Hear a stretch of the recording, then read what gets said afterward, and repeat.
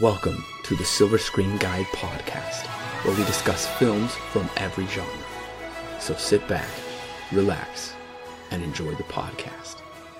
His name was the Knight Rider. Think of him every time you look up in the sky. Today we are reviewing Mad Max. The original from 1979. That's right, the first installment in our Mad Max Retrospective series, leading all the way up to Mad Max Fury Road, and possibly a sequel in the future. I don't know. We'll talk about it. We're not sure yet. So we are taking just a small break from our M. Night Shyamalan Retrospective series. So if you're wondering, hey, why am I not listening to The Sixth Sense right now? We'll get to that in about 3 weeks, because we, before that, we will also be reviewing Pet Sematary. Yes, exactly. Right before The Sixth Sense, and it really kind of kickstarts the actual retrospective that people would know of with M. Night. That's but true. Yes, a couple weeks from now, actually, it'll be about 2 weeks after this recording, after this is released, then we'll get back into M. Night. But first, we have Mad Max 2, followed by Pet Sematary, the original Stephen King adaptation.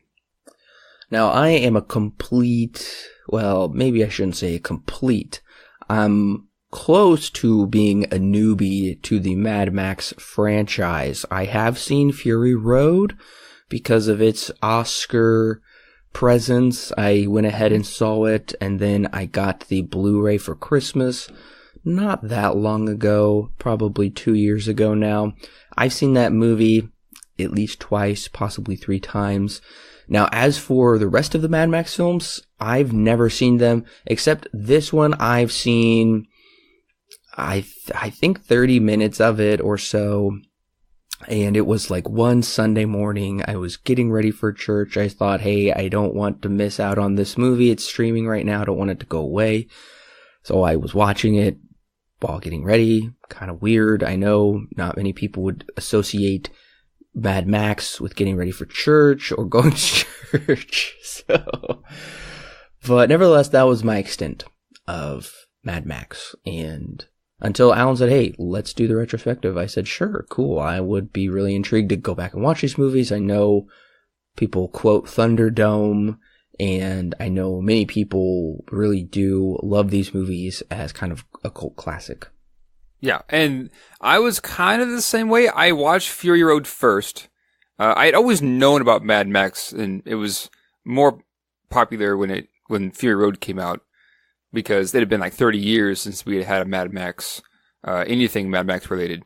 So yeah, I first saw Mad Max Fury Road in theaters. That was actually really cool to see it in theaters. I remember really enjoying it.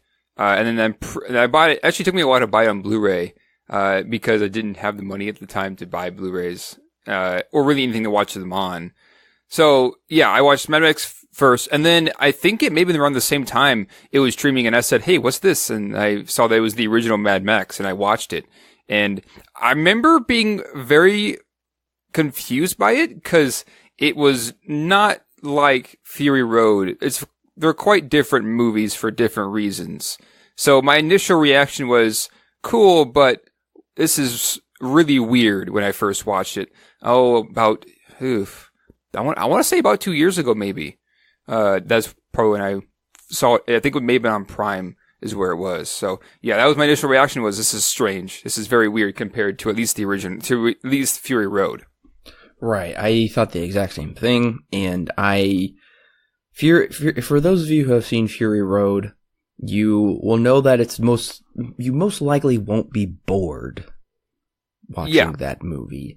Now, as for this movie, it takes a bit of a different approach with how it paces the movie, or with its different tones. So I was really thrown off by that too. So when I'm sitting down watching the first 30 minutes, and I'm confused because somehow I remembered, I won't give any spoilers away just yet, but I remember there becoming a scene, and somehow I missed another chunk of the movie, and I saw this scene. I don't know if I skipped ahead or not, but I don't know. So I never returned to it after that. I always thought, yeah, I might, but from what I saw, I was not overly eager to get back to that movie as quick as I could. But for this series, I did come back to it, and we'll see if my thoughts have changed. Yeah. And it's kind of interesting, too, because back in 79, there had never really been a movie anywhere close to this. This is very much a experimental film, I guess, is some of the best way to put it. That's kind of how the director put it, George Miller, is that it's very much a experimental film. It does take off of the 1973 oil crisis, especially what was happening in Australia at the time, which kind of makes sense because it's set in Australia. And so that was where the main inspiration came from, is this oil crisis around 1973 that really hit Australia pretty hard, and really the whole world. But also more specifically, there's apparently a lot of crazy drivers on the road around this time. I'm not so sure about the infrastructure when it came to how the roads were handled in Australia around this time, but apparently that did also work itself into the script as some inspiration. So yeah, at the time this was I think it had like a $350,000 budget to around $400,000. It's not clear how much it is, but we do know it's around there. And it made back $100 million worldwide, which at the time was, I think, I know it's one of the most successful films in terms of making its money back, but definitely at the time the most successful Australian film that was released.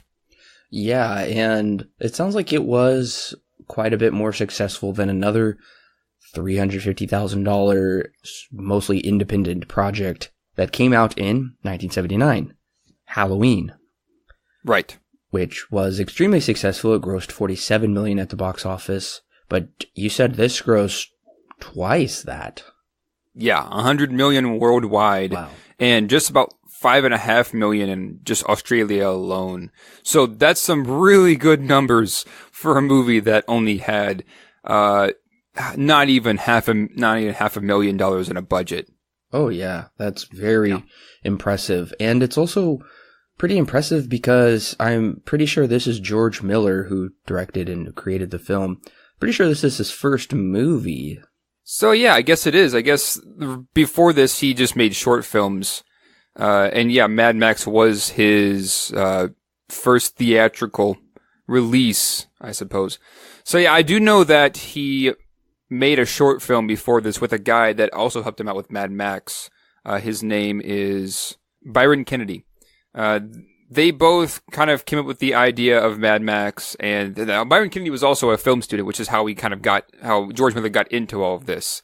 And so he also based a lot of what happens in this movie off of some car accidents that he's seen, because he worked in the hospital, which is where some of his inspiration came from, is he got to see a lot of aftermath when it comes to accidents and car accidents and things like that. So he based a lot of his inspiration off of what he was seeing, and then him and Byron Kennedy came up with the idea, got enough funding eventually after the short film that won a lot of awards, and getting some more money more funding in distribution companies, they were able to kickstart what would become his Mad Max. So yeah, this I guess is his first movie. He was always interested in film, it sounds like, but he was a bit held back from his hospital career, at least in the beginning. It took him I want to say 4 to 8 years to get it. Yeah, 8 years to get Mad Max launched after the release of their short film. Yeah, that would account for why he was 34 years old.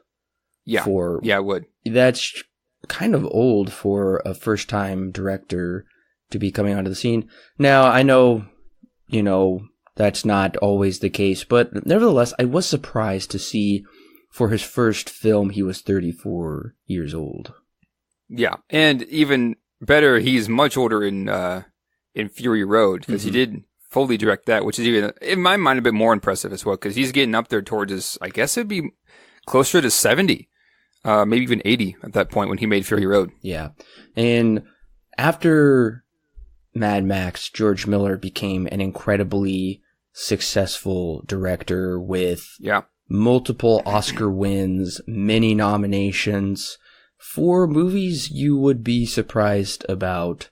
I already mentioned Mad Max Fury Road, but he did win the Oscar for Happy Feet, the children's animated film. That was a George Miller that he won the Oscar for Best Animated Picture, I believe.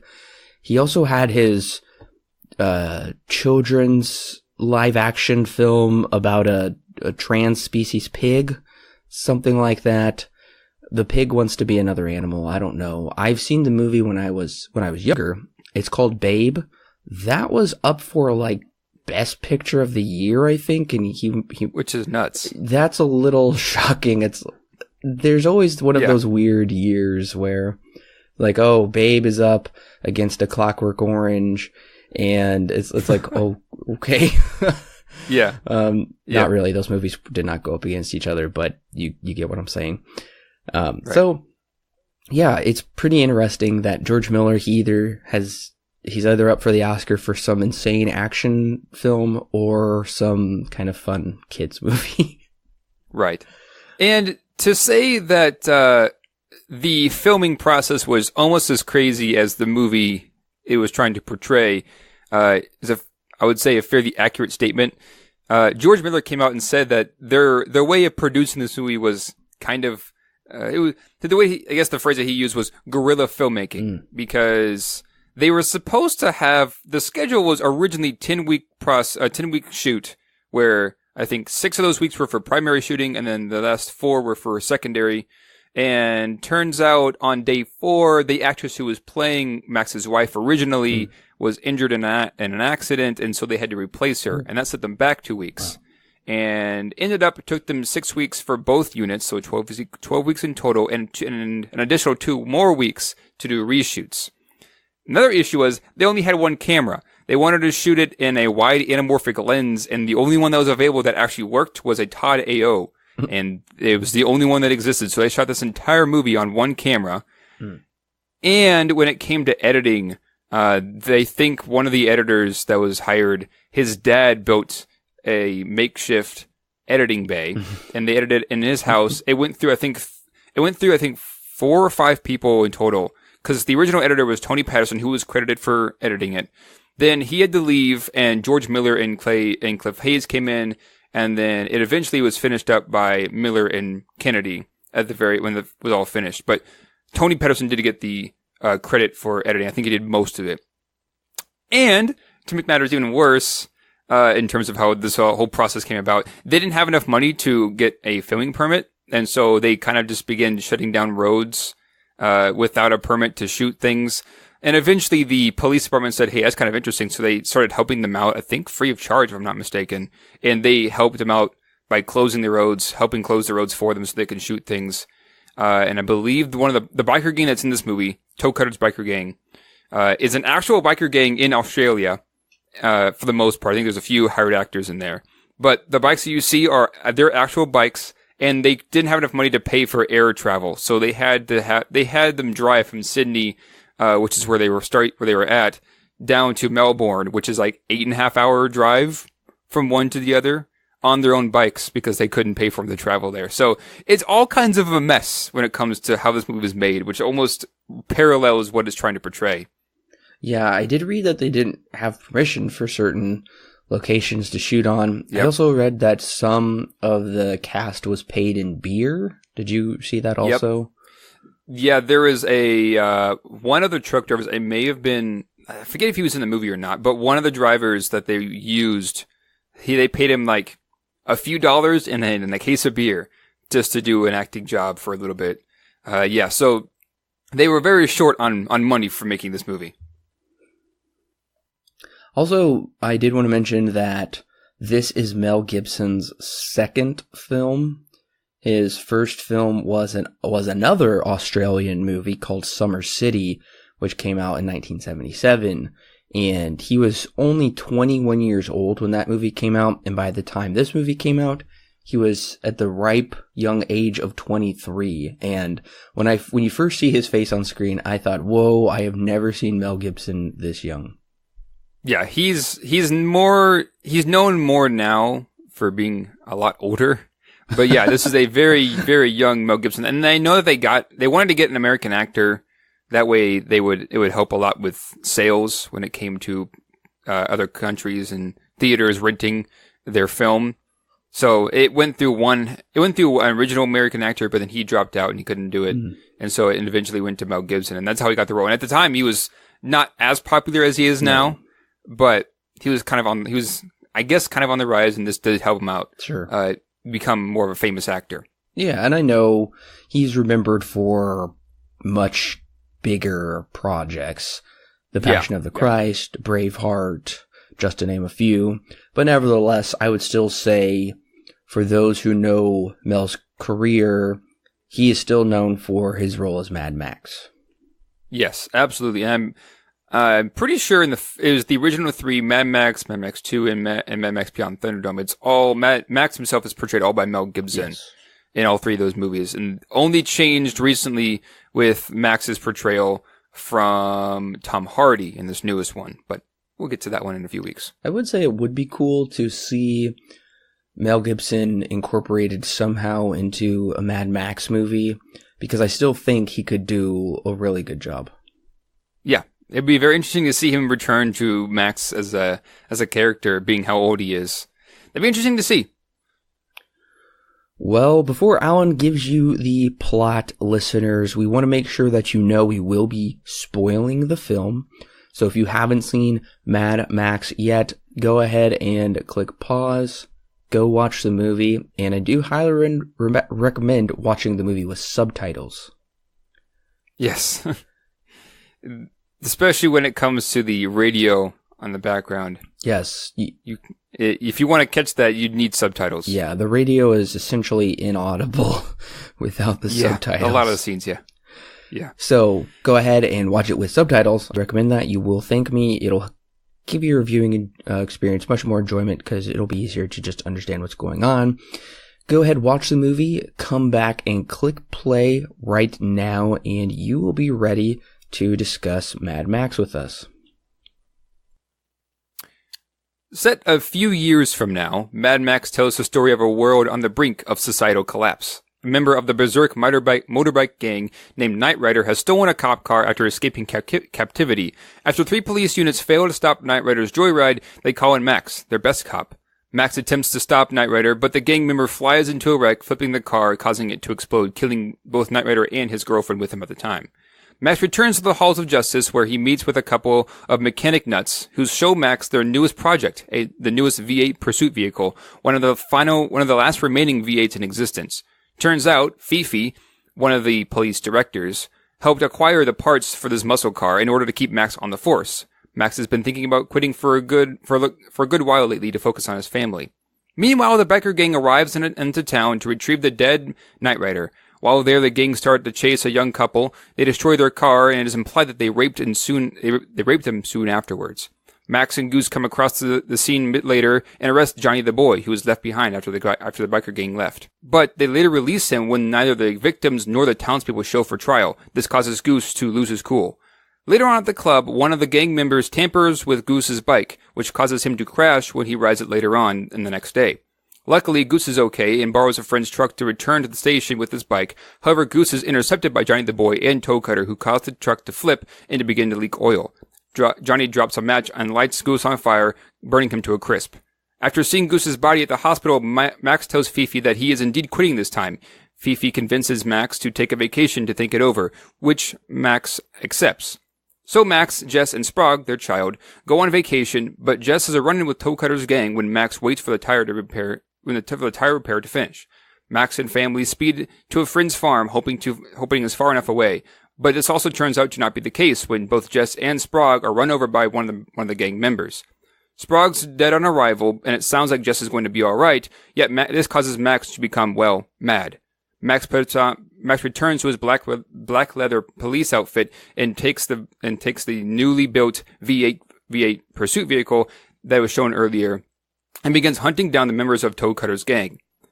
Max finds Johnny the boy at the scene of another overturned vehicle. Max handcuffs Johnny's leg to the car and sets up a crude time-delayed fuse, giving Johnny 2 options: either attempt to cut through the metal chain and be free at the expense of most likely having the car explode before he gets through, or the faster route, cutting off his own foot. Max drives away in his car as a car explodes behind him, as credits roll.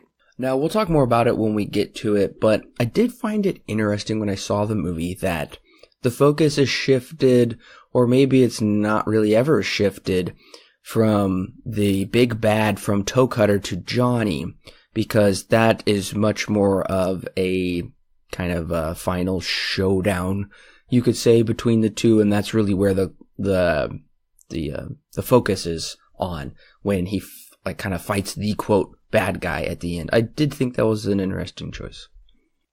Yeah, it is very interesting that the big bad is not really the big bad in this movie. It's more of one of his followers, his youngest follower, Johnny the Boy.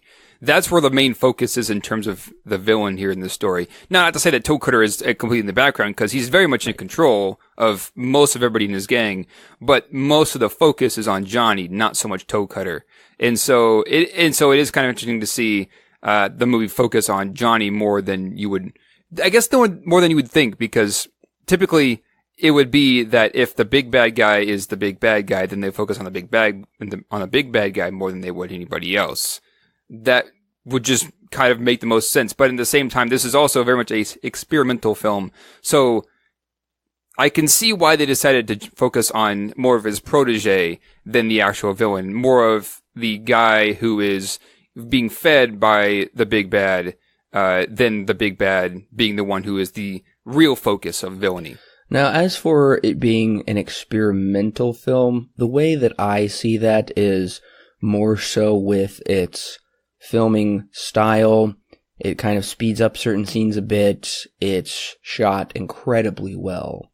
With the car chase sequences, you can really feel the speed and the impact when cars are hit or somebody's run over and things explode. That's the really heavy-hitting part of the film. I don't really see the storytelling, per se, as experimental. What do you think, Alan? No, I'm absolutely with you. I don't think that the story itself is necessarily anything so nutty, aside from maybe the setting. But I would say that even some of the editing, in terms of how the editing tells the story, is also rather experimental, because we really don't get Max's drive to try and stop this gang until about halfway through, which is when Goose gets lit on fire. That's really the biggest time when Max decides to take on the gang, or in this case, he decides to run away. But that's like one of the things that starts leading him into pursuing the gang, which not long after his family dies. So it's very much, I would say it's experimental also in terms of how it's edited as well, like how it tells the story through editing. Because, yeah, it is interesting to see Max not really do much until about the halfway point. That's when the movie starts getting really deep into Max's character arc. So I would say in that sense it was also rather experimental. Not to say that the story itself is experimental, but just the way that it's edited. Yeah, I was surprised as well to find that particular story element to come in more so later into the film. At least it felt like that for me. And this is not a long film at all. It's an hour and a half-ish. Yeah, I think there are two versions. There's the TV edit, which is like an hour and 28, and then the basic, I think, theatrical release is like an hour and 33. So yeah, right around an hour and a half. It's not long at all. Well, we find out that this scoot jockey gang they said they're looking for Max. They're like coming after him, and I believe the reason they're doing that is because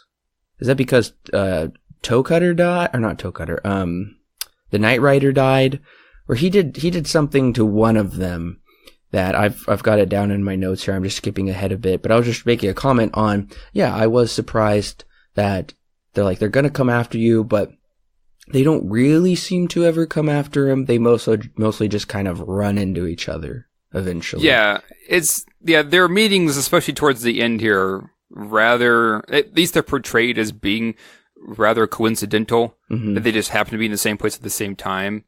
We never really follow them too much, especially here in this latter half. They kind of just end up finding our main characters here. Really, the only reason that they're going after him is because they think that he killed Knight Rider, when in reality it was more of Knight Rider's fault that he ran into the accident and killed himself and his girlfriend. So they do kind of focus on him a bit more in the first half, which is very much more of a setup thing than anything else. But especially in the second half, it comes off as being coincidental than I guess maybe what it's trying to portray, I'm assuming. Now, I will say this movie opens positively and negatively for me. At first, it opens negatively because I am worried that any movie that opens with a sex scene is going to it's not setting the tone right for me as for the caliber of the film, because I've had bad experience with this before. The one example that comes to mind is the horror film You're Next. Have you seen that one? I have not, but I've definitely heard of it. Okay, well, you're not missing out, so I don't recommend you watch it. It's got a kind of funky 80s throwback score, which is pretty good, and it kind of has a decent twist, but it's really nothing special. It's forgettable, but that movie opens with a sex scene, and I'm like, what? Who opens with a sex scene? So technically that's not like the first shot of this movie, because we see the halls of justice or whatever. It's like dilapidated, showing the civil society has broken down. But then we see this cop watching this couple have sex in a field through his gun scope. And I'm like, uh-oh. But then right after that, and it's really not graphic, or it doesn't linger on it. And then the cop gets a call that this nutcase Knight Rider has stolen the car. And then we get an awesome opening chase scene. Yeah, it does not take long for this movie to get into the action. But I think it's about 30 seconds from the first shot to the radio call coming in that, hey, there's a guy who stole this cop car, go get him. And then we're right into it. And it's a good 10 minutes. It's a good 10-minute action scene between all the cops chasing down Knight Rider as he rides through town, or gets around town, I suppose. Yeah, so it's a long, extensive scene, especially considering it's only an hour and a half. Yes, that is very true. This scene does take up a decent chunk of the movie. I did check the clock. It was just slightly over 12 minutes of the opening of the film with this chase scene. And they do a good job of holding our attention. They do a good job of teasing Mel Gibson as Max. They kind of keep cutting back to him from the side in his car as, ooh, he's the guy you don't want to mess with. He's kind of the Terminator that's going to come in and cause a lot of trouble for the situation. And, of course, to make matters even more scary, they throw in a baby crawling out into the street, and oh my goodness, is this movie gonna run over a baby in the first 5 minutes? Well, not in the first 5 minutes, but maybe a bit later. Yeah, that's true. They will do that eventually. They will up it. This lady who lets her baby just crawl into the street completely neglects him. Looks like she's talking to Mario. They don't show him more than once, but I'm like, okay, the guy's dressed in red. Looks like red overalls, possibly, with a Mario-type mustache, a mop of hair on his head. Looks like she's talking to Mario. I guess I didn't notice his mustache, but that is quite funny. That would kind of fit with how this movie's tone, I guess, is one of the characters here talking with a character who looks very much like Mario. One interesting thing about this opening, though, is, I guess there's a couple of interesting things, but in terms of cinematography, they break a filmmaking rule, which is this thing called the 30-degree rule. Basically what that means is when you have one shot and a next shot, the camera has to move at least 30 degrees one way or the other. That way the audience isn't confused when it jump cuts to the next take or the next shot. They do that a lot here, where they don't move the camera in terms of its angle at all, because they'll switch from one car to the next car and the angle has not changed a bit. But the actors have. I mean, you can tell when they've changed. But it is very interesting to see that this happens not just once, but like a few times, especially in this opening. I think it happens maybe 3 or 4 times in this chase scene, where the camera angle doesn't really change. It just kind of jump cuts to the next pursuit vehicle. I found that to be very interesting, something that kind of works, and also is something that I'm sure that it feels like it was deliberate, but at the same time, and I'm surprised that it works as well as it does, given the fact that it's not supposed to be a rule that you're supposed to break unless you're really going to break it. So I found that to be kind of interesting, at least in terms of cinematography and how they decided to shoot this action scene. That is interesting. I didn't think about that. It was not like an issue for me following the car chase. I could follow it just fine. And I think as far as when the car chases are shot, they're shot really well because you can feel the speed of the road. You can feel the intensity when they get close to each other and then the impact when it happens. So I do remember that from kind of my first viewing. I remember how hard hitting these car chases were, and especially when they just like tear into a van, they just like crash straight through it. Or it's like the trailer home in the middle of the road or something. Yeah. That was really like, wow, I was shocked. Right. And considering the very tight budget that they were on, it's even more impressive in my mind that they were able to pull off a lot of these things, because even though they had very little money. Mm-hmm. Yeah. It is also interesting too, once again, in terms of cinematography, about how many wide shots they have, because most of the time, at least in modern film, there's a lot of tight shots to kind of build intensity. And you don't see, it doesn't do a wide shot like when the car runs through that motorhome and just demolishes it. You see something like that, I'm sure, a bit more often, but in terms of how much they want to show off what they can do, you never really see it like this. It's very different than what modern film does today. Now, as for the soundtrack of this movie, it's kind of weird. At least that's what I thought, especially in this opening chase sequence. It was kind of puzzling, the music choices. Later on during the peaceful montage, it just felt very much like a product of the time.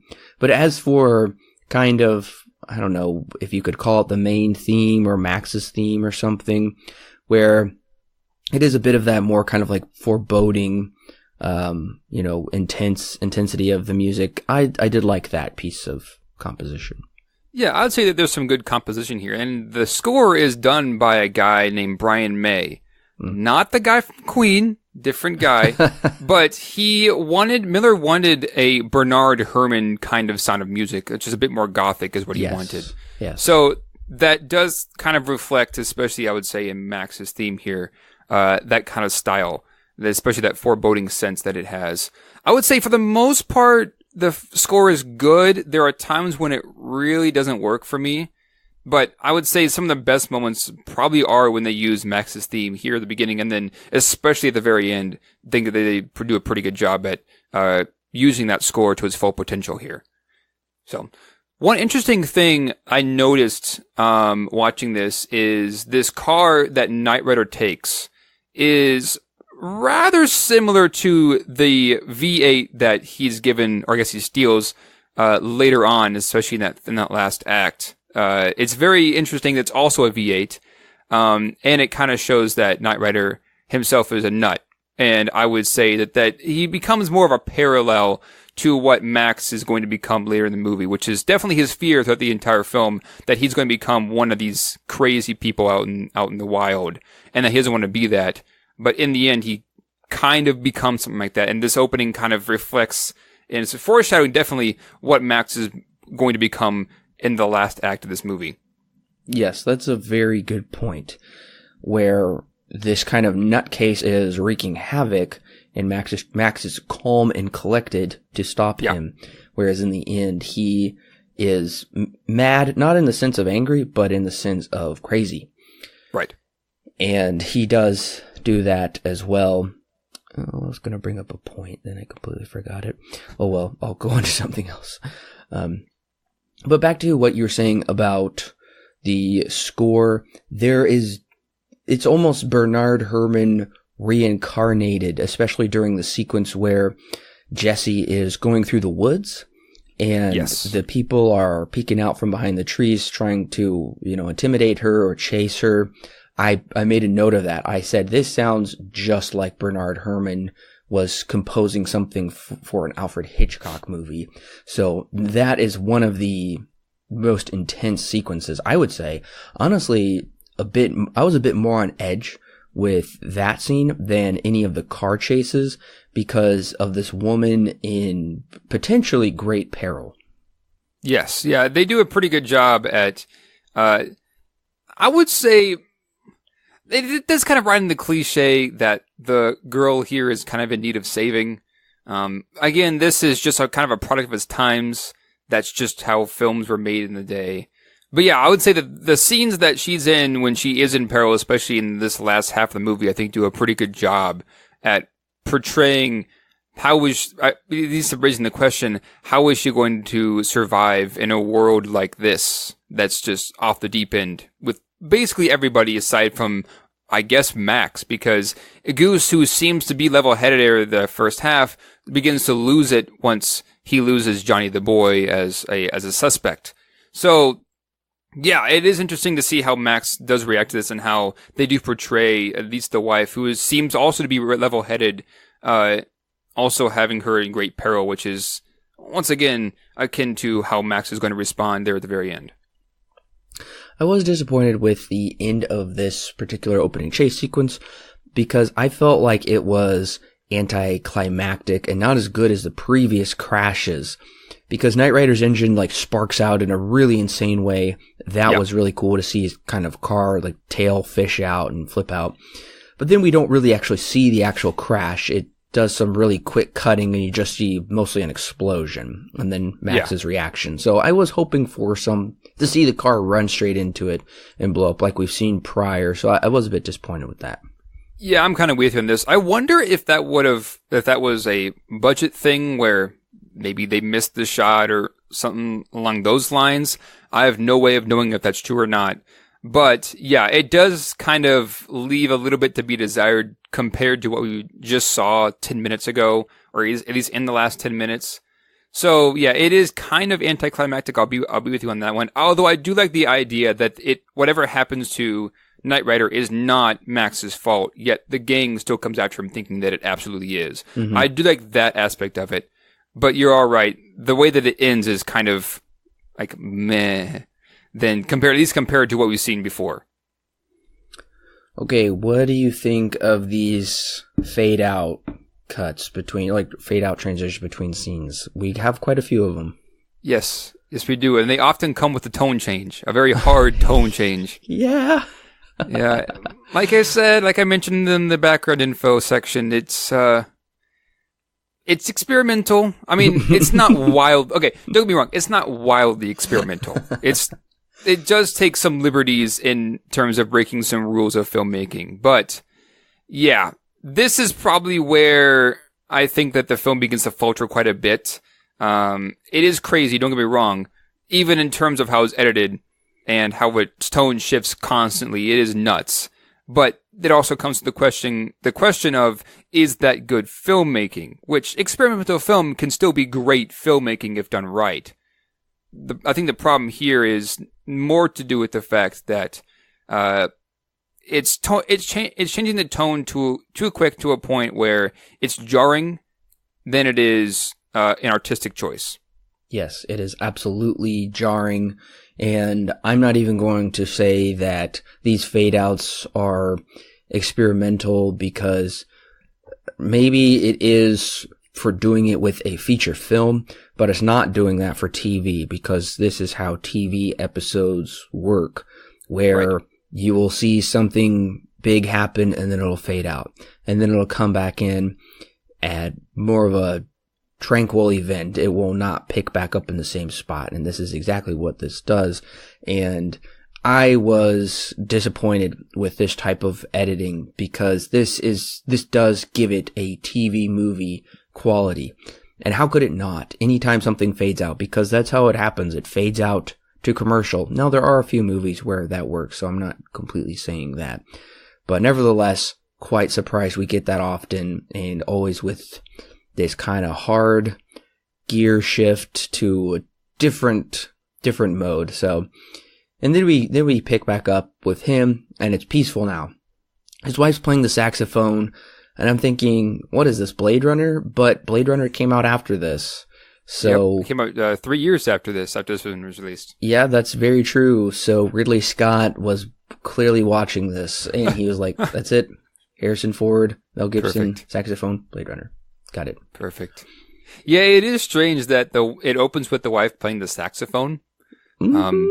This never really comes back, and I also kind of didn't exactly expect it to when they was showing this part off. It's weird. Again, it's strange. This whole film is just strange. But yeah, the saxophone is... I mean, it doesn't really fit within the tone of this movie, aside from maybe making this where he's at this very tranquil, peaceful lifestyle that he lives outside of his police career. I'm sure that's what they're going for, especially with the saxophone. It is weird, though, to have it in, especially right now, considering where we just came from, this really exciting opening chase scene, and then cut to the wife playing a saxophone, and it's very peaceful and nice. It's a strange tone change, a very abrupt one. But then not long after this, we are introduced to the Scoot Jockey Gang, which is led by Hugh Keys Byrne, who plays the character Toe Cutter. And I gotta say, Byrne's performance just might steal the show. In fact, I'm going to say that, yeah, I would say his performance, he is so insane and creepy. His hair has like this yellow flare up in the front of it. He's got like one of his eyes are darker than the other. I don't know if that's makeup or some kind of contacts or something. And just the name Toe Cutter is a really kind of repulsive name. I mean, thinking about cutting toes is such a not something you don't want to think about. Something you feel like you would see in the Ring video. Something just disturbing. Right. Yeah, the names just kind of all around, especially with this gang, are very nutty. Because you have Johnny the Boy, which is his actual name. You've got Bubba, Toe Cutter, just to give a few examples. The names here in this biker gang are very strange. And yeah, I'm with you on this one. Toe Cutter's performance is very nuts, and probably one of the best in terms of how it portrays madness. And it is kind of cool to see that Toe Cutter is essentially the polar opposite of Max in this story. And it is leading us to ask the question of, is Max going to be able to hold himself together in this world where he is essentially the symbol of justice, or is he going to go insane as well as everybody else? And so, yeah, you get this kind of portrayal of the stark opposite with Toe Cutter. Once again, very interesting that that the main focus is not on Toe Cutter, but it is on Johnny the Boy, more so. That would be, typically you wouldn't see that. You would see the two main forces coming up against each other more than you would a student of one of the opposing forces. Also, in this scene, we get my favorite line of the movie when just the local town guy, local shop owner. I just love how stone-faced he is, and he's just like looking around at the biker gang, and they're just asking him questions. And then he says, like, your friend is coming in on the train, and then all of a sudden Toe Cutter spins around and like grabs his face, and he says his name was the Night Rider. Yep. Think of him every time you look up in the sky. I've only, like I said, I saw this a couple years ago for the beginning. I've never forgot that line. I love that line. It is a very funny line. It's also kind of funny too because the guy that helps him out, this old man in this scene from this town, his fly's undone. Oh. I noticed that when they were walking up to the coffin, there's like a wide shot of him kind of waddling up there, and I noticed him was like, I mean, it's a small touch, but it does kind of lend to just how this world works. It's very dirty, and that's funny. He's also not everyone is necessarily sane as Max is. Yeah, and I think we get a good introduction to the Scoot Jockey Gang, because at first I'm thinking they're very much like the Jets from West Side Story. They are just more so kind of ornery ruffians instead of just kind of psychos. But then we quickly realize after they chase the couple in the hot rod that yes, this is more like the gang from A Clockwork Orange. And I think they did a good job of kind of bringing that in. Clearly, George Miller, I wouldn't be surprised if he has seen both movies and was drawing inspiration from both films to be like, I kind of want my gang in this film to be like the Jets meet A Clockwork Orange gang. So I thought that was a good utilization of that. And because they are frightening, especially as we get more into it, they're just kind of these psychotic animals.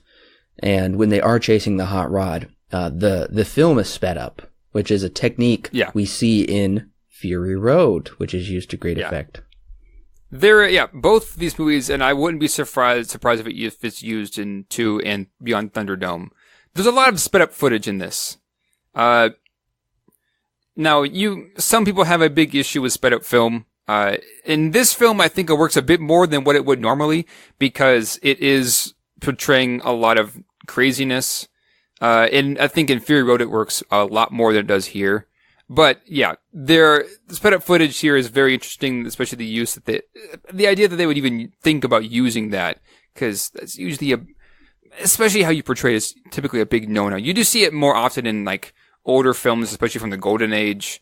Mm-hmm. I think the Three Stooges use it quite a bit when it comes to some of their gags. So yeah, it's typically once again, breaking kind of a rule here, you don't really want to use sped up footage very often, if ever. And they use it quite often. They take a lot of liberties with how they use that sped up footage.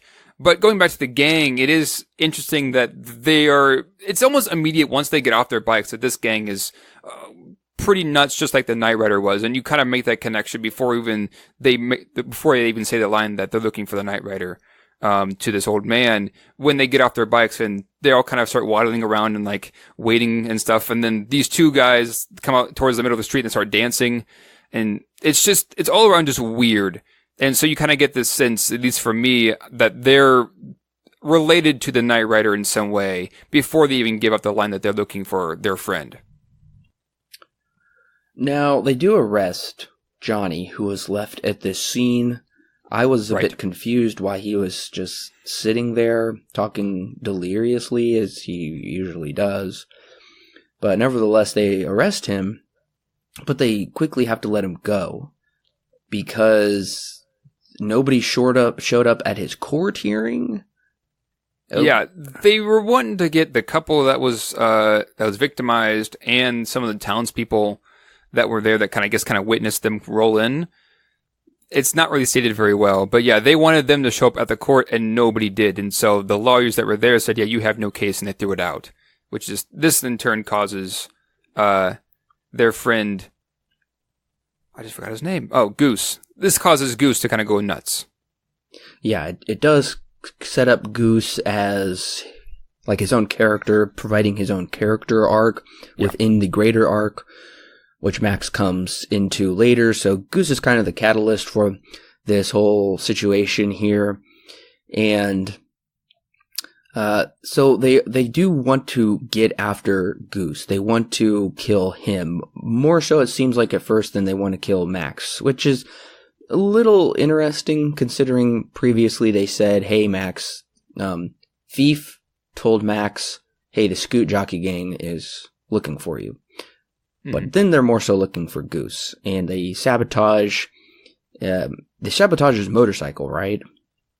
Yeah, I think when they're at the nightclub, I want to say it's Johnny the Boy, but it's kind of hard to tell if it really is. Yeah. One of the gang members goes in and tampers with his bike, and then later, I want to say, I guess it would be his brakes, because that's how he flies off of his bike later on when he takes it for a ride, is he kind of, the brakes lock up and he flies forward. But yeah, they tamper with his bike, and that's what causes him to, well, at first he's fine because he is able to call his friend, but doesn't last very long after that. It's a bit unbelievable, I think, that he flies off of his motorcycle and he is perfectly fine. I guess we're supposed to assume he kind of landed in this marsh area, kind of wet, so all these reeds and marsh broke his fall. But what's even further more unbelievable is, how did they know that how did they know Goose would be coming back on this same road at this perfect time for them to, and they perfectly time it to throw something heavy into his windshield. Yeah. I'm like, is there only one road in Australia? Because whenever there needs to be a conflict, somehow they meet on the same road. Yeah, it's one of those, it's really from here on when a lot of coincidences begin to creep their way too much into the story. Because, there's a lot of moving parts for the scene to really work out logically, because you have Goose, his bike goes down, but then he's okay. And then you have his friend who just happens to be, I guess, close by or within calling distance, and he gets his car there and is able to drive his truck wherever he's going to go, and have Goose and Toe Cutter on that road, be able to throw a brake iron at them, smash the windshield, causing them to flip. It's just a lot of moving parts to their plan, I guess. I don't even know if they really had a plan. At least there was no one that was never really stated. But yeah, it's a lot of moving parts for it to work out logically. And I'm willing to give it some of it a pass because this movie is just already kind of that way.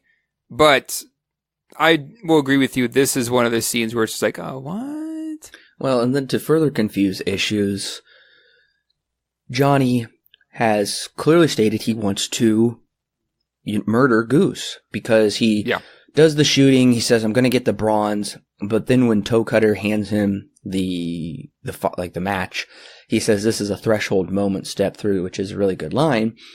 Then Johnny says, this isn't what I want, which totally throws me off. What did he think they were going to do? I mean, they've been trying to sabotage him and kill him repeatedly and throw stuff through his windshield, cause him to crash.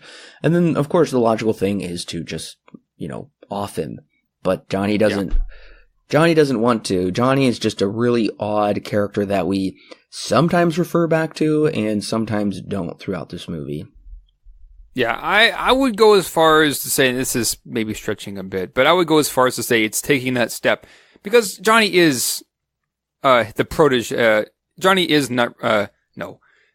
Toe Cutter's protege. He's very much a student. And so I would say that maybe him taking that step is a bit too far out of his comfort zone. I would say that even that, saying that is a bit of a stretch given the tone of this movie.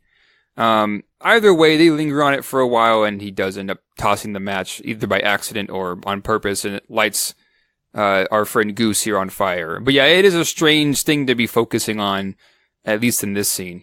Now, from here on out, the movie gets... oh, bless you. Thank you. Now, from here on out, the movie just gets too weird for me, or too all over the place with its tone until we kind of tighten it back up there towards the end. Because Max goes to St. George's Hospital to check up on Goose. And some of this music and how it's shot, especially when Max looks at Goose, it's like a 50s or 60s horror movie. And then when he wakes up, bolts up in bed with the light streaked across his eyes, that's not good. Yeah, I do like the image of Goose, like in this, like almost cradle position with this blanket over him. And you just kind of you just really only see the outline of his right leg and arm there. You do get I do like that because you get a visualization, and afterwards you see his hand kind of pop out. And so you can kind of imagine, without the movie even showing you, what he looks like underneath those sheets. But yeah, it takes it a step further when Max wakes up in bed and there's like a red streak of light flies over his eyes and the music chimes in and everything. It's getting not a bit, but it's just really, really cheesy at this point. Especially with this one shot. And this is for me, this is kind of where the movie begins to fall apart a bit, because we take a huge break for quite a long period of time of the family going on vacation. And we don't do as much chasing as we were doing previously, and it just kind of begins to slow almost to a halt at times of just how the story's progressing. Yeah, you're absolutely right. To me, this feels like like I mentioned, kind of a 50s or 60s horror movie. It feels like we've stepped into David Cronenberg's The Fly or something like that, where we see Goose's hand. And I do agree it is a nice image, but the way that it's ultimately played doesn't work with the movie, where Max says, that's not Goose in there. To make it sound like he's just this monstrosity, like he's not a human being worth living. It's really odd. And then Max has clearly had enough. He wants to get out before that turns out to be him, so he quits. And then we just jump into this odd montage, which is what I will say is just a product of the time. It feels like where him and Jess are living their life, and it seems weird because then right after this, he says, I've never been able to share my feelings with you. What? Okay. Yeah. Yeah, there's a lot of aspects to this movie where it's very much a product of the times. And I would say this entire sequence of them on vacation is probably the best example of that in this whole story. Is kind of comes out of nowhere. It's kind of cheesy and it doesn't really fit with the rest of the movie, or at least in terms of tone or visual style. It's very strange the direction they take here, and for a good 20 minutes almost. Oh yeah, to me it seems like, I don't think this is exactly correct, but I guess in like if you're going to logically piece it together, Goose is burning up and Max is quitting is the end of the first act. Max going on vacation and then the death of his wife and child are the end of the second act, and then him going after them is the very small third act. That's the way I see it anyway. Yeah, I could go as far as to say maybe there's even 4 or 5 acts here. Sure. Because just by the way that this movie's laid out, I would definitely say that this entire vacation sequence is an act. The very last part when he hunts on the gang is an act unto itself. The first 10 minutes, maybe even bleeding into the first 15 or so, is probably its own. I would say that there could be a potential for 4 or 5 readings of different acts here. Once again, that would make a bit more sense to me because this is already kind of weird in general, rather experimental. So, but yeah, either way, it's a very oddly laid out movie, just kind of in general, which once again is really no surprise to me, just kind of given what they were going for here. And the only real character building depth we get for, I would say, anybody in this movie, you can correct me if I'm wrong, but it's when Max and Jess are talking and he's having this really sweet reminiscing moment about him and his dad. And he gives this really great line that says, "I don't think he knew how proud I was just to be alongside him." I loved that line, and I did love this whole scene, although it doesn't seem to play into any other part of the movie or Max's character. Yeah, there's a lot of stuff here that's said that really doesn't, not just here, but I guess just in the movie in general, that doesn't really make it back anywhere else. Yeah, and especially in terms of character building, this is really the only scene where we have any of that, aside from that small line where we hear that Max is wanting to quit, and he has been thinking about it for a while. Yeah, there really isn't much character backstory here with anybody, aside from maybe Max and a little bit of Jess. Mostly it's the story and the setting that they're going for, that is portrayed through these characters. Not necessarily that the characters themselves have a backstory. It's kind of, I guess, left up to the imagination, especially when it comes to like Toe Cutter and his gang, where they came from, what they're doing here, and all those questions that would relate to that. I would say that the characters are here more for world building than they are for being actual characters. Really, the only one that we see here, like I said, is Max and maybe Jess. Yeah, and I think it's a bit of an issue that we don't get more with Max, Jess, and Sprague. Because I do feel for Jess when she's in danger, but, just like how Jess forgets Sprague, I forgot Sprague. I forgot they even had a kid. I mean, it's not enough just to give us this short montage and then show them resting. We get almost 0 scenes of Max being a dad, which I think is a bummer because he talks about how much he loved being with his dad and the time they spent together. And as much as we get is just a montage, and that's pretty much it. So when Sprague and Jess do die, and somehow they get run over by motorcycles, which you can't be run over by a motorcycle, and the motorcyclists still just keep on going. That was really... I saw that as just the gang doing that, and then they ran off. But yeah, you're right. There's a lot of talk here of him being a dad, or a lot of talk of things that have happened in the past, but it's never really shown, nor is it not necessarily shown in terms of like a flashback, or it's also not shown in terms of the present day, aside from maybe a montage. Yeah, Sprague in this movie completely disappears for a good 45 minutes almost. And then he's brought up again there when like in the middle of their vacation. And I even wrote my notes, where's the kid? I thought they had a kid. And he just kind of magically shows up out of nowhere. Yeah, the kid, the relationships here are not built very well when it comes to making the audience feel things when they die, especially with Jess and Sprague. So when they do die, there isn't much emotional attachment there. Maybe some with Jess and Max, but even that I would say is pushing it quite a bit for there to be any emotional attachment between the two of them, especially when you're wanting to like feel his anger at the end here. Yeah, I did not feel anything when either of them died. I found it to actually be just a little silly that we see like Sprague's shoes go flying off and maybe something of hers, they just kind of go woo flying down the road. And it would have been a little more hard hitting if they didn't have to show their deaths, but at least gave me a little more clarity. Like maybe they're going to drive by and club them or something. Or do something, because I just can't imagine people being run down by motorcycles. I just can't imagine that happen. Because if you like smack into a human body, you're going to crash. But none of these people crash. But I will say, although these are fairly mundane sequences after Max quits, there's a bit of action here. And it ends with, I would say, a lot of intensity. And it's first when they take the station wagon or whatever it is to the mechanic. And this whole scene is pretty funny. I love how they talk. Toodle pip, you just trucking around. Wish I could do a bit of trucking myself. Just very fun way of talking.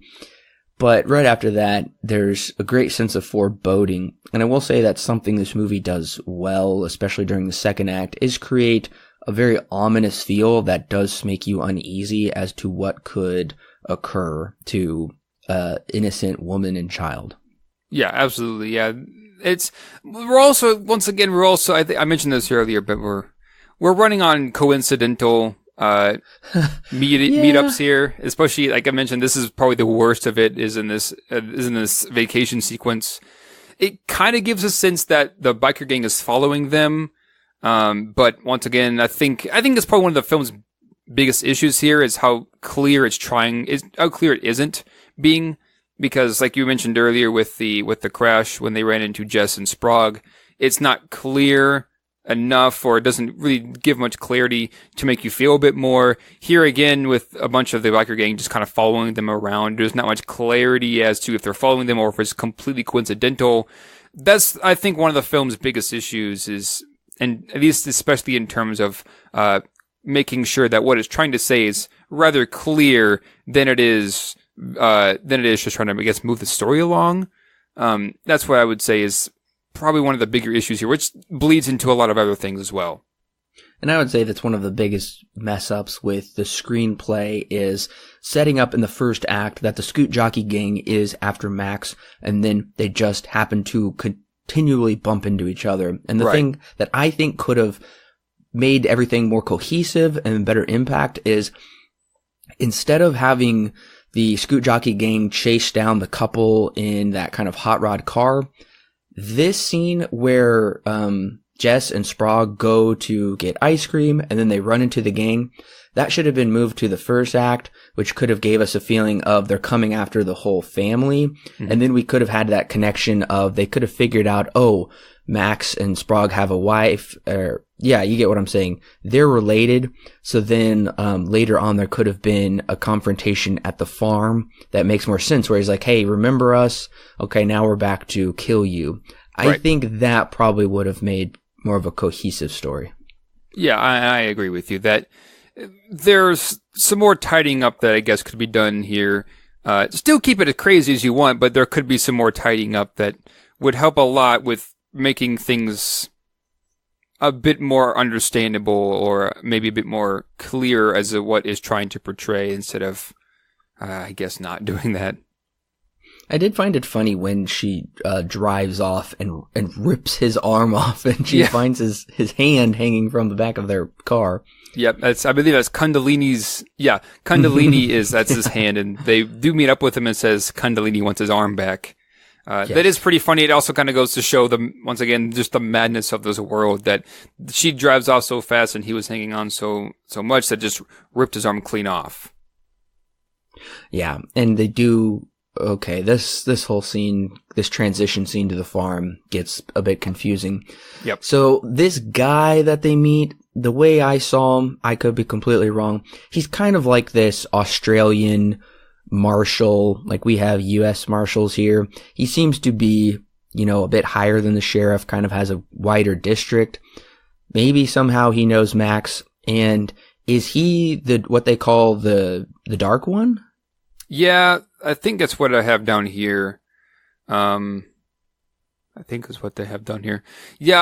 as far as the story tells, it's just a friend that they know that apparently has protection here on this little farm, which kind of ends up being not really the case because the gang finds them anyways.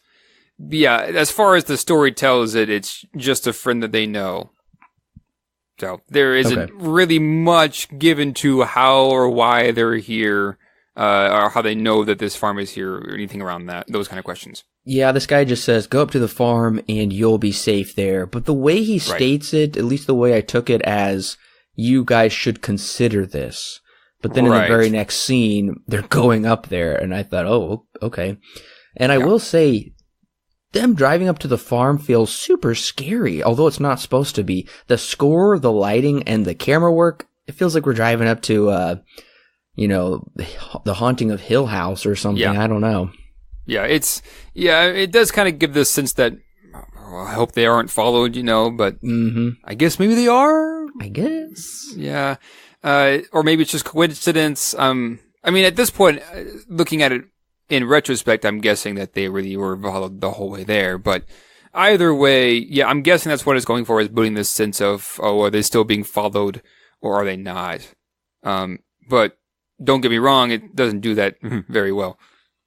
And it just seems really, the naming seems out of nowhere. It seems to be like people's have all these weird names, like the Dark One. Like, this sounds like a fantasy almost. This is some quasi-dystopian or post-apocalyptic fantasy with different characters. But there's still quite a bit of law and order, actually, because we do have the police.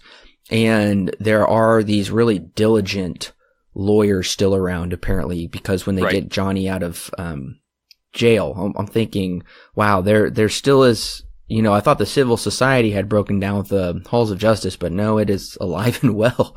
Yeah, there's still some sense of justice here, but albeit there is a sense given here that it's not going to be lasting too long, and that this biker gang and other people like it are going to be the ones that end up bringing it down sometime into the future. And we do kind of see this with Max here at the very end, where he does kind of go insane, kind of give this sense that maybe the rest of the police force is headed that way. Maybe it's very much it's one of those things where it kind of doesn't really give too much of an answer. It kind of just leaves it up to the audience to, I guess, imagine what's going to happen in the future. Now, there are sequels to this movie, of course. But yeah, in terms of these societies, like state, in terms of like keeping the justice and everything in order there, is very much on the, I guess, like I mentioned in the summary, on the brink of collapse. Yes. Max becomes a vigilante at the end. He flouts the law, and in some ways you could say he becomes no better than the gang, because he is he's committing crimes just like they are in brutal ways. So we're left with a in some ways morally ambiguous, because you do want to understand his motivations for wanting to get revenge, but also just to stop this evil gang. But nevertheless, we can't fully excuse his actions, because you can't just go and run people down and blow them up, just because they've done bad things to you.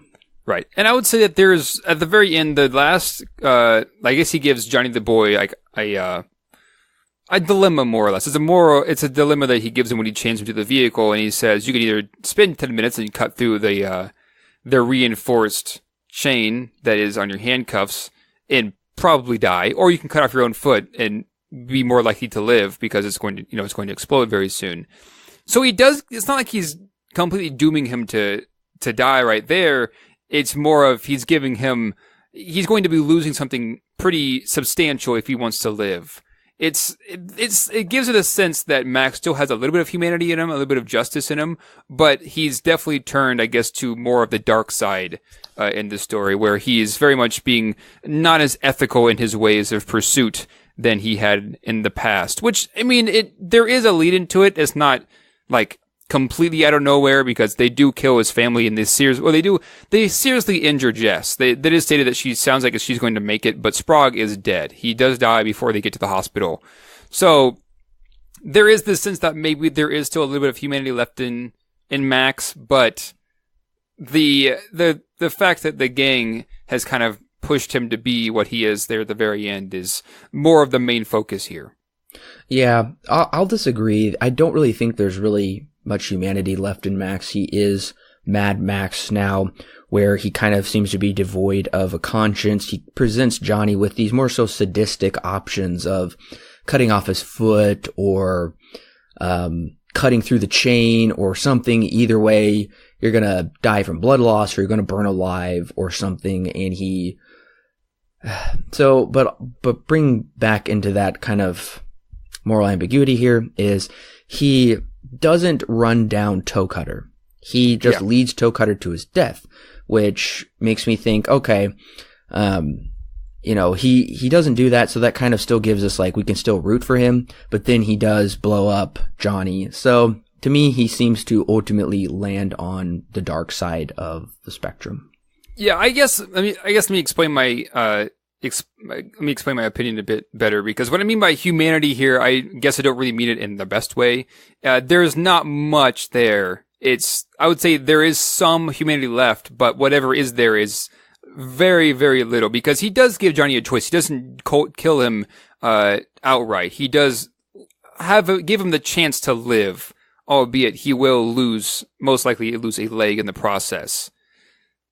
Once again, he's giving them the choice, Johnny, to live, but at the same time, he's going to lose something. So it's not necessarily that it's good that he does this, because there is definitely a better sense of bad, but he at least could have killed Johnny very easily in this scene, but he doesn't outright. He doesn't do it directly. He does give him a chance to live.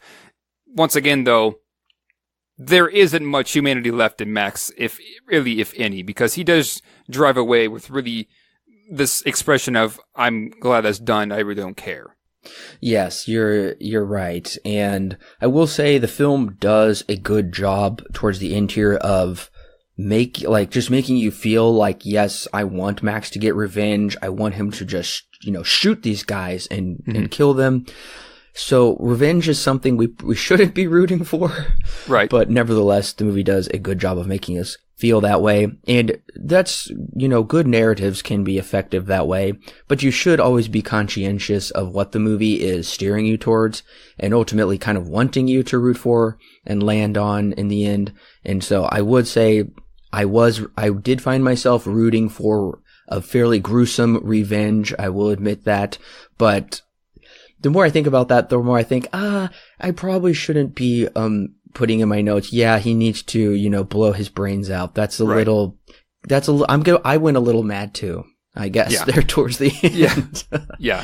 And I mean, to be fair, this really could be read as more of a cautionary tale now this isn't exactly stated aside from one scene, but this pursuit of oil, that especially the time that this was, the inception of Mad Max came around, is something that has kind of taken the society and almost controlled it, at least when the oil crisis hit around 1973. And there is one scene in this movie where the biker gang does sabotage this oil tanker, but it's really only one scene, so it's kind of hard to say that that's what the whole movie is based around. But yeah, given the setting that it is set in, the setting that it creates here, where it is kind of post-apocalyptic, everyone's already kind of gone crazy aside from the law. I mean, it does make a bit more sense as to why he does end up going this route, why Max does end up becoming more revengeful than anything. But I am with you. It is at a point where it does end on this moral gray area where it asks, is there a better way he could have handled this? At the same time, though, they did kill his son and it seriously injure his wife. And I'm assuming she dies in the second one or isn't alive in the second one. Either way, yeah, it does bring up this moral question of, is it right that he did this in the end? Should he have done this? Or was there even a better alternative to taking care of the gang instead of stooping down more or less to their level? And that's why I thought they had resolved that issue, because he doesn't run over Toe Cutter. He lets Toe Cutter, seal his own grave by running into a truck. And I thought, okay, that way we can still say that Max ended Toe Cutter's evil reign, but he necessarily didn't have to take revenge himself. Right. So despite Toe Cutter's death being unsatisfying, I would say in that sense of just basically just kind of drove him into a truck, it still worked out better that way. But then when he does go and take out Johnny in the way that he does, then because I'm thinking, okay, Toe Cutter's gone, where do they go from here? Well, they go to Johnny, okay. And I was surprised they even did that, because I wasn't even thinking about Johnny as some villain we had to resolve his arc there. But right. We do, and to me, it says Max is landing more on the dark side because of this revenge of kind of what he does. Clearly, he's become insane. And this narrative is nothing new. It's, in fact, really cliche. And especially more so after the fact. Now, even before this, it's a classic revenge tale. Right. Okay. We've seen this so many times where they kill his wife and child, either on purpose or on accident, and he goes on a revenge killing spree. Examples are RoboCop, The Punisher, Spawn, even like Upgrade more recently. And there are we would put in there John Wick as well, but that one has to do with a dog than it does a family. Yep, that's exactly right, John Wick. So there are a ton of examples, even more so than this. So in that way, the story is very rote to join the classic cliche. They killed my wife and child, I'm going to kill all of them. Right. I can give it a little bit of a pass because that story doesn't exactly come into play until like the last 15 minutes. Yeah. So, I mean, it's very much it is a cliche, I'll give you that, but it is something that is not necessarily as big of a focus as I guess the world building is here, because that is pretty much what the movie wants to focus on more, is setting up this insane world than it is Mad Max trying to get revenge. That does happen, but not really till the last 15 minutes, albeit it is a rather cliche arc or cliche reason why he does go against this. And I think if they're going to go with this pure revenge, then they should have had Max, like when he was chasing these other bikers, he should have like just ran them over. He should have ran over Toe Cutter if he's just going to go after Johnny like this and let him blow up. And I mean, I can see a bit of what you're saying, because they leave the explosion till the end to see, where will it end? But so I guess I was a bit unsatisfied with that. I will say, when they pole vault onto the tanker truck, didn't that make you think of Fury Road? Yep, yeah, it absolutely did, and I wonder if that was kind of some of their inspiration for what would become Fury Road in the future, with that scene. I'll give you this. I think that, for me personally, I do like that it ends with this. We don't really know it. We don't really know if Johnny died or not. I mean, it's very heavily implied that he did, but there is still that small chance that he did survive.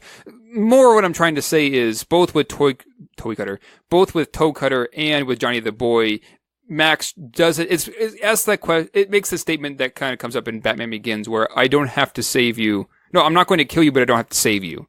That's more with Toe Cutter than it is with Johnny the Boy, because Johnny the Boy, he sets up that situation for him and then walks away. Still a chance that he lived, although highly doubtful. And I do actually kind of enjoy seeing this moral dilemma where we don't know necessarily if that he did survive or not, but at the same time, he does have a small smidgen of humanity left in him to let this happen. At the same time, though, he does set up the situation outright.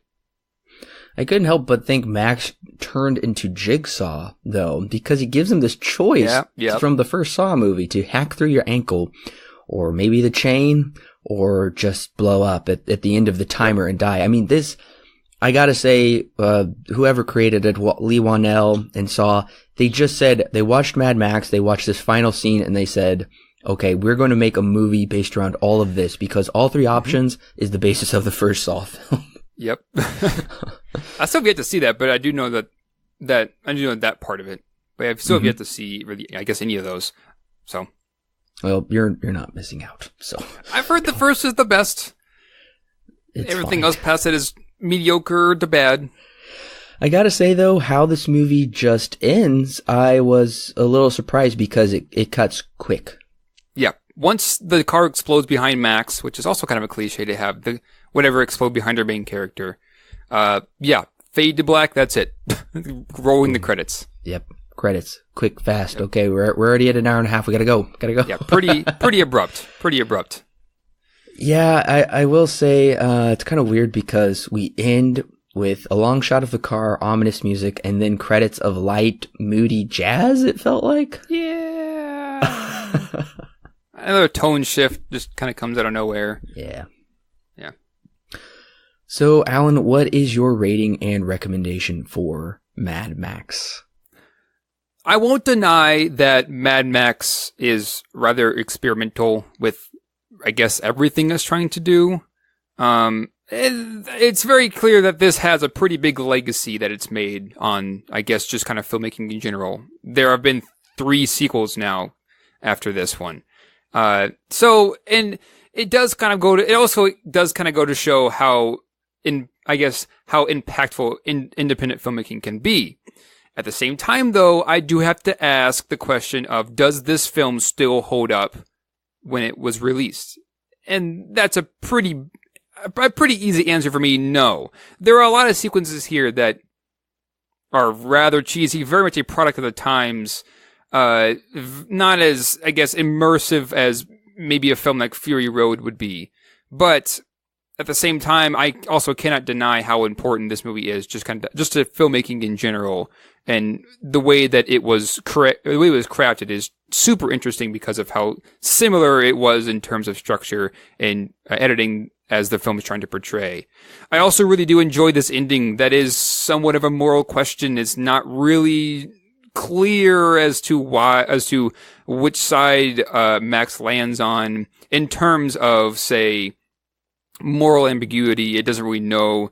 It very much leaves it up to the audience to kind of choose if Johnny the Boy survived. At the same time, though, pretty much all humanity from Max is gone at this point. In the end, I think it's an important film, but also one that, due to the times, has also kind of lost its steam.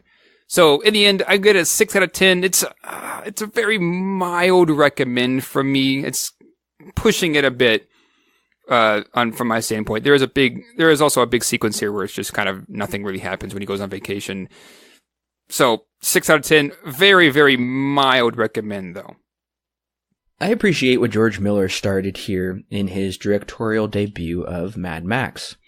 His action scenes are incredibly well shot. They're intense. The score and cinematography gives this film a major horror vibe, and the setting of Australia is nicely utilized. Gibson does okay, and so does everyone else, but Burns does steal the show as the sadistic, psychotic toe cutter. Unfortunately, this is not a compelling story nor an interesting watch. Towards the end, I found myself clock watching, hoping the film would end soon because I felt it was just being dragged out. I like what Miller is attempting to flesh out, but with this small of a budget and this sparse of a script, it falls short of a worthwhile watch. Mad Max receives 5 stars out of 10 with a mild not recommend. Although next week, I'm excited because I heard Mad Max 2 is the best aside from Fury Road. So yeah. I have looked at the budget. It is a much higher budget than it was previously, so it does give me a little bit of hope to see what Miller is able to do, I guess, with a sequel and see where he's going to take it.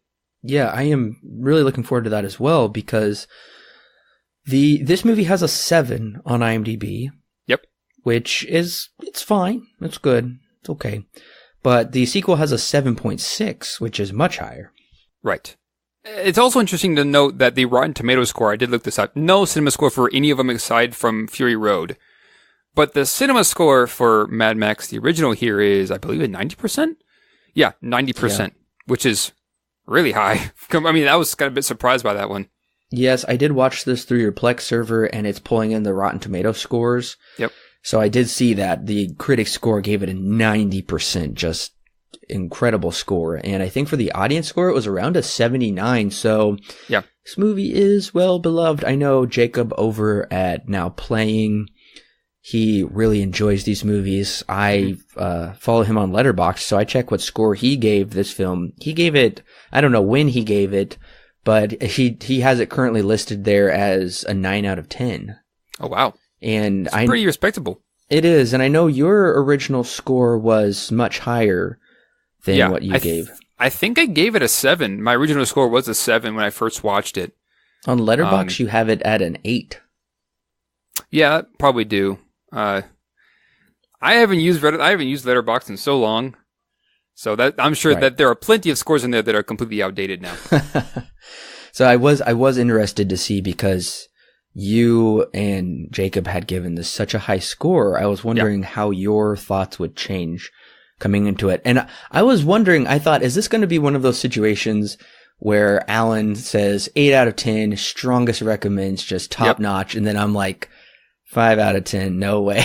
And we would be so opposite, but we were pretty close with where we landed. And I did toy with giving this a very mild recommend like you did, but ultimately I thought, would I return to this? No, so I just don't see why I could give anybody a recommend with this. So that's just a little bit more explanation as to my rating, but it's, like I said, it's borderline. Yeah, I mentioned it with my score here too. I'm pushing pretty hard to give it a recommend. It's more to do with that legacy factor. Is what if it didn't have that, it probably wouldn't be a recommend for me. But because of how much it's left on the filmmaking community is in general, I find that to be recommendable. At least in terms of what this movie's trying, also how the movie is also made, and that's the biggest reason for me. But that was, I guess, the deciding factor. Yeah, right. And the only way I could recommend this is if you really, really do enjoy Fury Road and you're just really intrigued to see the very roots of this film, then in that way, go ahead and give it a watch and see where its roots are. But to the audience at large, no, that's a no. Yeah. Well, listeners, thank you so much for joining us. Alan, thank you for joining me. Sure thing. And like we said, we will be coming back to you next week with The Road Warrior Mad Max 2. I am looking forward to that, to seeing kind of what more they can do to amp up the story. Now that I feel like the third act is really a setup for the story I was thinking we were going to get. Yeah, probably. Yeah, I'm excited too, because I've heard from many people that I know really well, this is the best one, aside from Fury Road, of course. Yes, I'm looking forward to it. So listeners, make sure that you stay tuned for that. And the best way to do that is to go ahead and subscribe to the podcast right now. And also, while you're at it, if you're listening on iTunes, please go ahead and give us a 5-star rating. That does help us in the rankings get noticed by other people who want to have a good time listening to us talk about movies and talk about movies with us. Because, of course, we love talking about movies and we love talking about them with you. Also, go ahead and subscribe through your favorite social media platform. Those links are in the description below. Very easy to find. And also, we would appreciate it if you want to head over to our Patreon page and just give us a couple bucks. It helps keep this podcast free. It helps keep the lights on for creating this podcast. But you're not just giving us money and getting nothing in return. You will get bonus podcasts, bonus reviews, movie commentaries, Q&As with us, updates what we think about the latest movie trailers. You'll get all kinds of great content that is yours to keep for just the price of a Starbucks cup of coffee. You get a lot more worth out of that. So go ahead and head on over to our Patreon page. That link is in the description below. It's impossible to miss. listeners, we want to say thank you again for joining us, and we will look forward to next week as we discuss The Road Warrior.